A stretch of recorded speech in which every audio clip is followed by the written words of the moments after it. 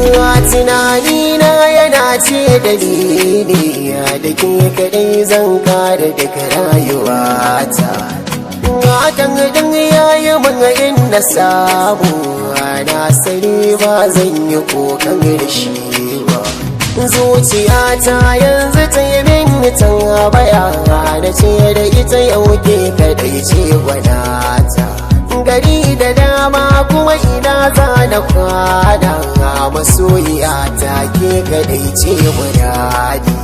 Duk lokacin da na hangi banganki ne ba zuciya kowa take ga azaba.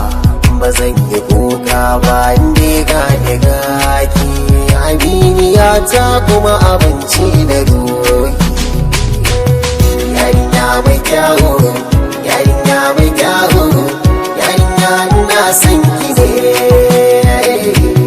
Yarinya mai kyawu, yarinya mai kyawu, yarinya ina son ki.